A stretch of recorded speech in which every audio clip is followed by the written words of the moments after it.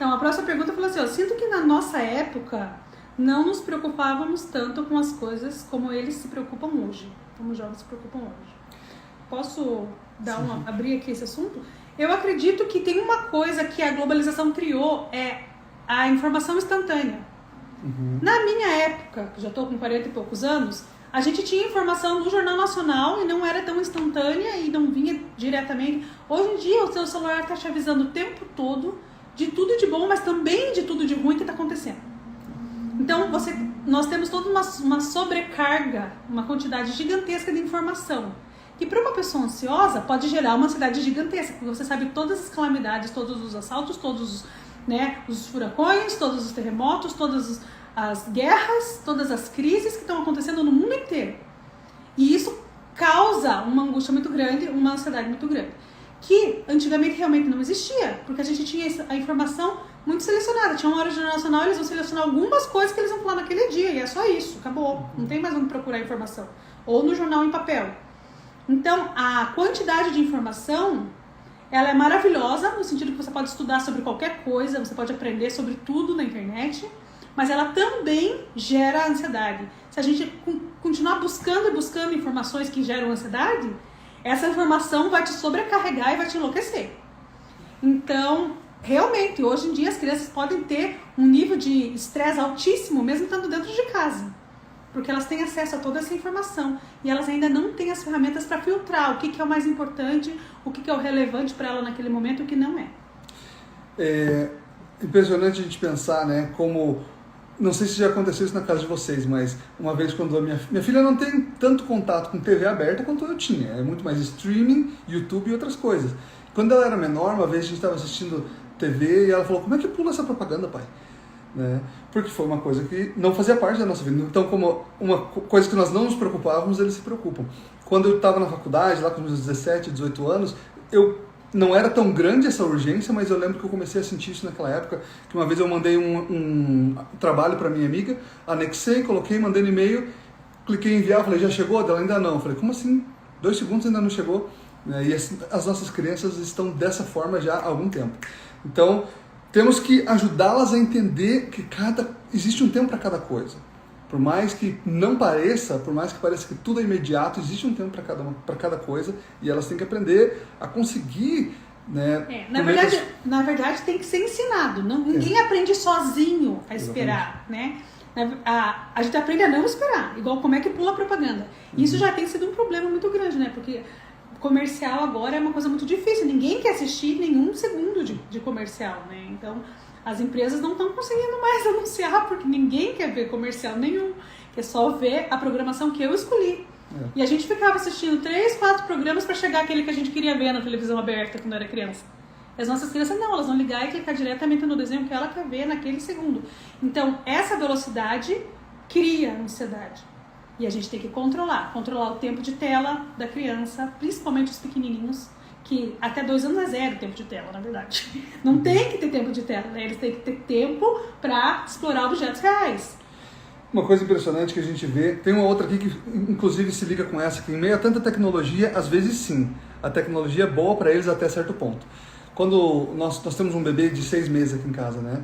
E quando ele fica no tapetinho aqui no chão, a gente deixa ele brincando, mas se a TV está ligada, ele já para de brincar e fica olhando, né? E é o que eu falei, talvez é a forma do que ele observa o que está acontecendo à volta dele. Sempre se as pessoas estão olhando para aquela tela, ele vai olhar também. Então, quando ele está brincando, a gente desliga, porque senão ele não presta atenção nos brinquedos, ele fica só parado. E é uma forma de... que já começa a criar esse tipo de hábito, esse tipo de necessidade, desde essa idade, né, dessa idade primária. Né? Uma coisa engraçada é que eu sempre falei que chupeta... Tem gente que é contra a chupeta, tem gente que é a favor de chupeta, e eu não vou entrar nesse mérito da chupeta, se é bom ou se é ruim, mas eu sempre brinquei que chupeta é calmante de mãe. Não é pra acalmar a criança, é pra acalmar a gente. Porque o choro da criança que deixa a gente nervoso, né? Então, às vezes, a gente usa a tela como calmante de mãe ou calmante de pai, pra pra criança se acalmar, pra você estar calma. Não é porque a criança precisa da tela, a criança não precisa da tela, você precisa da criança quieta. Né? Então é uma questão mais da gente conseguir respirar e entender. Mas a criança vai chorar, é ok. Não tem problema nenhum. Ficar entediado é parte do desenvolvimento. Eles têm que ter um momento de tédio, que daí eles vão criar. A mente deles vai pensar numa brincadeira e vai criar alguma coisa. Esse negócio de tô entediado, não sei o que eu vou fazer, é saudável. Eles precisam ter um momento do tédio, que é o ócio produtivo, né? Que daí eles vão começar a pensar em coisas legais. Olha só, a Isansai falou que o filho dela ama Lego e compramos uma caixa que ele adora brincar. É isso mesmo, são coisinhas simples, né, que você começa a permitir seus filhos usar, né? Nosso filho já usa alguns brinquedinhos que ele gosta e a gente tem que tomar cuidado para proporcionar o que realmente é importante para o crescimento dele. Eu sou super a favor como professora Lego e massinha, eu acho maravilhoso. Maravilhoso para criatividade, parte motora, até para baixar a ansiedade, né? O mover as pecinhas, ou apertar a massinha é super bom e tira a cabecinha dele das telas também. Tem uma outra aqui que falou sobre falta de foco. A falta de foco, principalmente na escola, tem sido preocupante. E como professores a gente percebe, né, como as crianças têm dificuldade cada vez mais de manter o foco por muito tempo. Tem um dado estatístico, né, que eu descobri esses tempos atrás, eu sempre vou mencionar, vocês vão me ouvir falando bastante sobre isso aqui. Porque é terrível. A FIFA está preocupada com a duração dos jogos de futebol, porque as crianças e os adolescentes, que são o próximo público deles, não conseguem se concentrar por mais de 1 minuto, que é o tempo de um vídeo de um TikTok. Eles estão começando a querer mudar algumas regras específicas no jogo de futebol para ter um pouco mais de dinamicidade, assim como, por exemplo, um jogo de basquetebol, de basquete ou de futebol americano, ele tem algumas pausas, naquela pausa tem uma propaganda, naquela pausa tem um comentário, e o futebol fica ali, tocou, foi lá, foi pra frente. Ele falou, os adolescentes não vão ser o público. Eles estão com medo do futuro do futebol que a gente assiste nas telas, né? Porque não vai engajar as crianças de hoje, que estão acostumadas com uma velocidade de informação muito grande. A gente estava falando que o tempo de atenção das crianças está diminuindo cada vez mais. Né? Antes eles conseguiam assistir um filme de 2 horas, hoje em dia eles já não assistem mais, eles assistem só videozinho de 1 minuto. Tá ficando menos tempo de atenção do que de um peixe dourado. Então o que a gente está fazendo com o nosso filho? Que a gente não está construindo, né, a atenção dele para ser um ser pensante, para ser uma pessoa inteligente na sociedade, para conseguir ler um livro e focar num capítulo de um livro e ter uma conversa. Então nós precisamos criar hábitos dentro de casa e dentro da escola também, de leitura, principalmente. Todas as crianças precisam ler livros em papel. Apesar de que os aplicativos de livros são bons, mas a leitura do livro em papel ainda tem uma retenção maior da atenção, a retenção do conhecimento é maior, porque para eles é um ambiente diferente. Né? Para eles, o ambiente da tela é um ambiente de dispersão, de trocar de tela e fazer outra coisa. Né? Alguma coisa muito rápida. Quando ele senta, abre um livro de papel e fica ali por 10, 20 minutos. Né? A gente sempre recomenda aos nossos alunos a lerem 20 minutos por dia.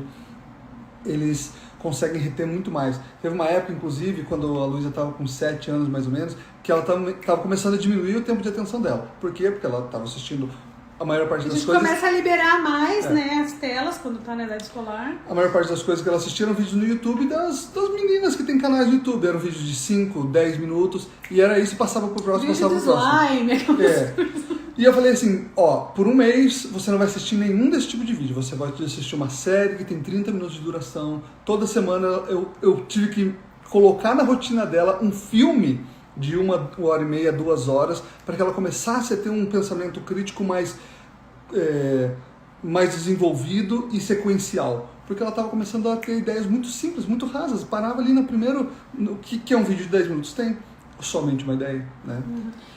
Tem um estudo muito sério aqui nos Estados Unidos com relação a nível de leitura das crianças, que eu fiquei chocada. Eu dou aula na 3ª série.